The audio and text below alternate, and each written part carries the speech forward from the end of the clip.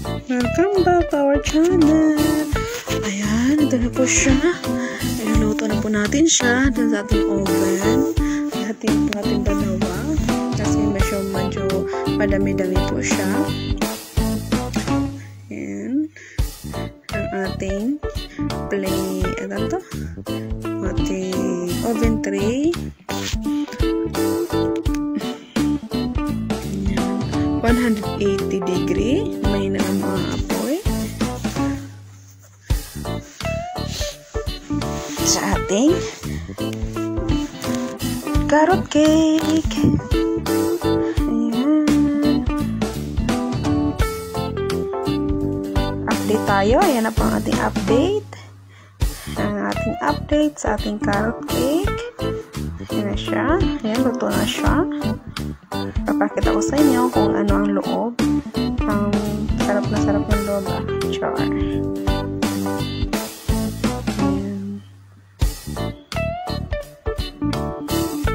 Ayan na po siya, guys. Diba? Ang sarap-sarap niya. Kita niyo naman. Ang sarap-sarap niya. Ang tsura pa lang. Masarap na. Ayan. Hello mga baby ko. Welcome back to our channel. So ngayon po, gagawa po tayo ng carrot cake. Magbablog ako kasi isang linggo ako walang upload, walang vlog kasi busy. So alam naman buhay natin dito. Kailangan rin natin kumilos. Hindi lang tayo maasa sa isa lang, di ba? So nakahanda na po ang ating ingredients kung paano gumawa ng carrot cake. Napakadali lang naman. No, napakadali lang, napaka-easy. So, ang gagawin natin ng carrot cake. So, nakahanda na po sa lamisa ang aking gagawin. So, nag-grate na po ako ng carrots. Meron na po na akong lemon juice, ay orange juice kasi kailangan natin yan. Meron din akong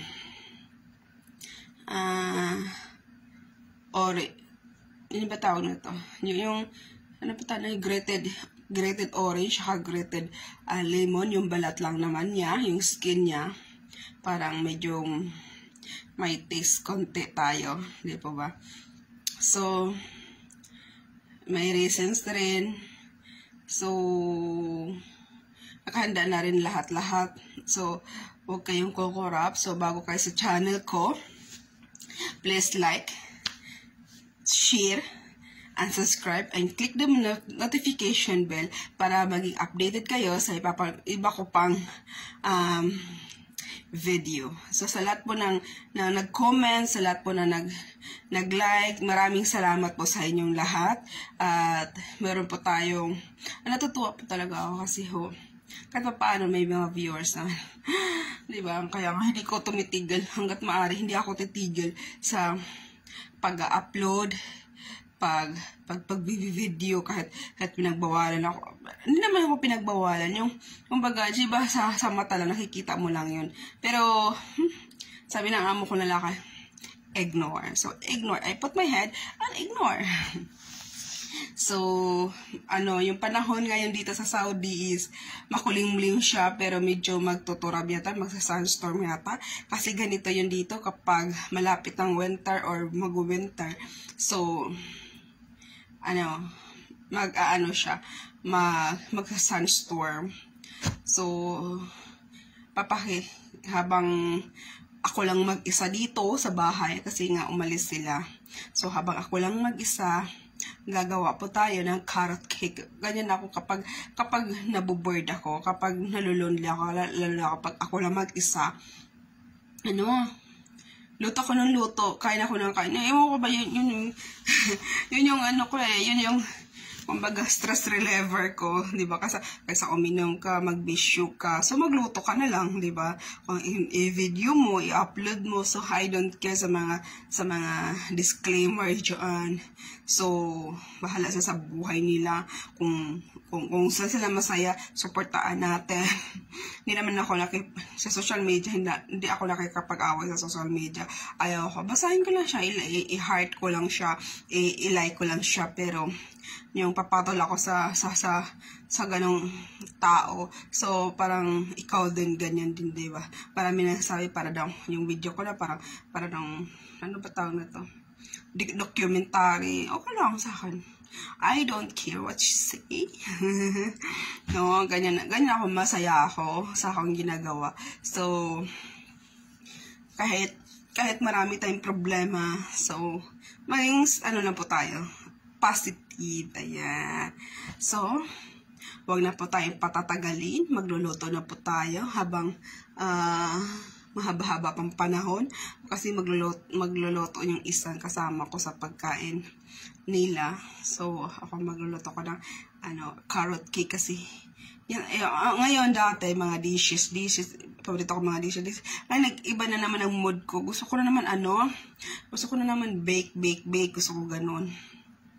Maraming style, maraming gagawin. So, ngayon gagawa tayo ng carrot cake made of carrot.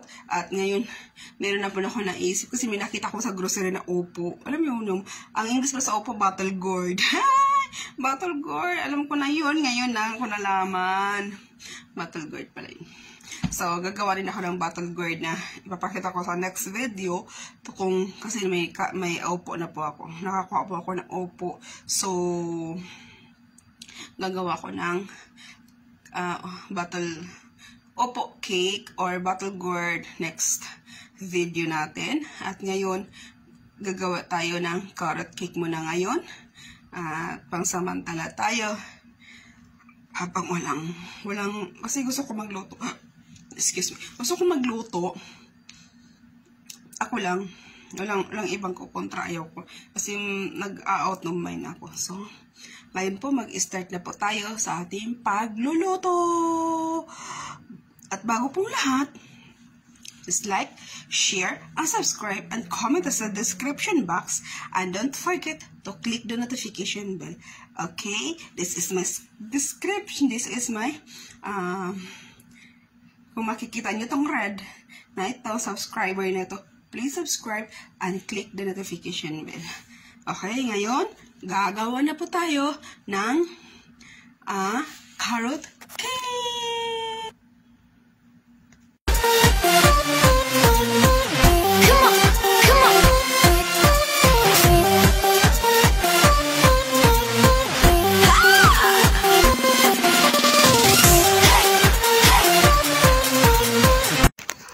Ito ang ating ingredients, ang ating carrot cake, all-purpose flour, 2 cups.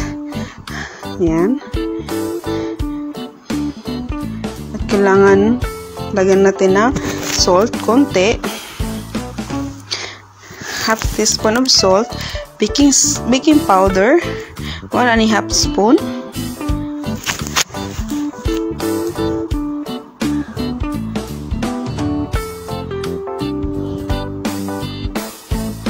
Haluin natin mabuti. Yan po siyang itsura niya. I-mix natin siya. Ang mga dry para madali tayo magluto.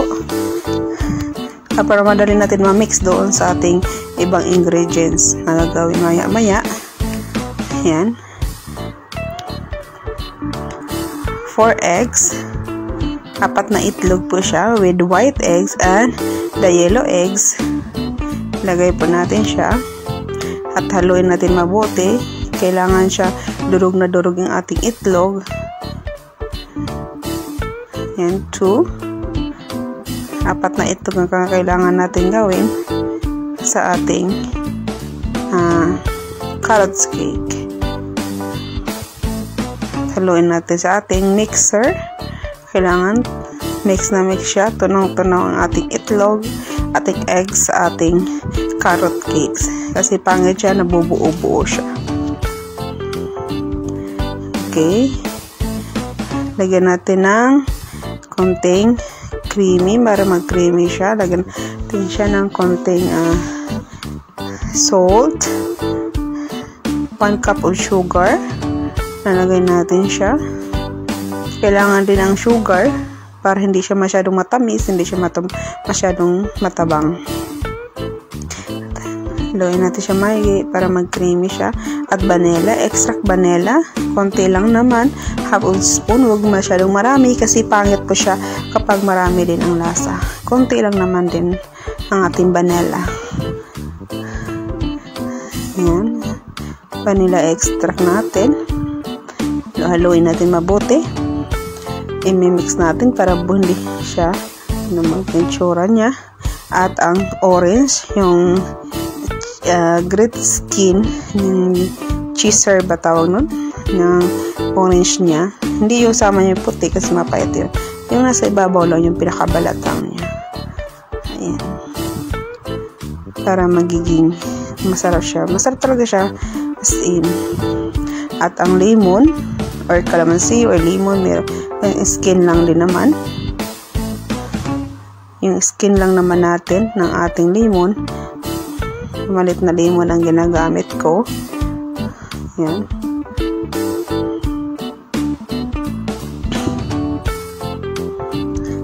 Atin lang haluin natin mabuti. Masarap to siya. Try ninyo pag may occasion kayo. Christmas, lalo na ngayong Christmas, magpalapit ang Christmas. So, ano pa hanap natin? Hindi po ba? Ang gawin na natin ang ating recipe. Yan, orange juice. Pwede rin mong lagyan yung maraming orange juice kung gusto niyo. Vegetables oil, lagay na po natin. Kung gusto niyo masarap na masarap, lagyan yung maraming. Depende na sa inyong sukat kung gaano kadami ang yung orange juice yung lalagay ninyo. At ibubuhos natin doon, dandahan ang pagbuhos doon sa ating flour. Para hindi gamit ang spatula, para hindi siya magiging buo-buo. Ayan siya. Ayan, halo-haloin na natin siya. Masarap to siya guys, as in, try ninyo mga ngayong birthday, may party kayo kasi bumili kayo, gawa na lang kayo, di ba? So yan, haluin natin na mabuti at gumagamit rin ako ng 2 pieces ng carrots grated. Yan pong ginagamit ko. Yan, kasi para malasa natin yung carrots talaga na masarap talaga siya. Yan. Haluin natin mabuti. Kailangan halo-halo. Kuha tayo ng frying pan. Lagyan natin ang raisins or dry, ano ba tawag ito? Dry grapes or yung walnuts. Walnuts ba tawag niyan? Yan, walnuts. Add natin walnuts is your choice. Kung gusto niyo nang lagyan ng walnuts, lagyan ninyo. Depende na sa inyo kung lalagyan nyo gaano kadami ng walnuts. Kung may ka sa walnuts, lagyan ninyo. Walnuts is your choice. Raisins is in your choice also. Sprayan natin ng konting oil. Yan, para hindi siya dumikit. Para madali ang pagtanggal doon sa ating baking tray. Lagyan natin. Kung meron kayong wax, lagyan nyo ng wax. Bubusan natin ang ating cake na tinimplahan. Yan, madali lang siya lutuin. Dandahan lang tayo sa apoy. Kailangan buhos na buhos. Yan, kita nyo naman, tsura pa na masarap na siya. Diba? Marami siya magagawa. Marami magagawa ang cake.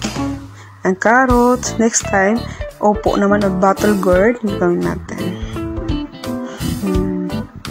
Sarap to siya. Nung last kong gawin, nilagyan ko siya ng baking soda. Okay naman siya kung may baking soda siya. Yan. 180 degree. Pinitin natin ng ating oven. Yan na po yung tsura niya. Ating update sa ating oven. Ayan, luto na po siya. Ayan. Sarap niya yan. Hindi po ba? So, thank you guys for watching. Sana nag-enjoy po kayo. Pag meron ko natutunan, please subscribe and like and share and comment. Ito na po siya guys. Diba? Kitang-kita nyo naman. Ang sarap-sarap nyo. Yan. gayahin din ninyo naman. Ayan, please follow, please like and share and comment description box. Thank you for watching. Bye bye, enjoy. Yan na po siya, sarap-sarap niya.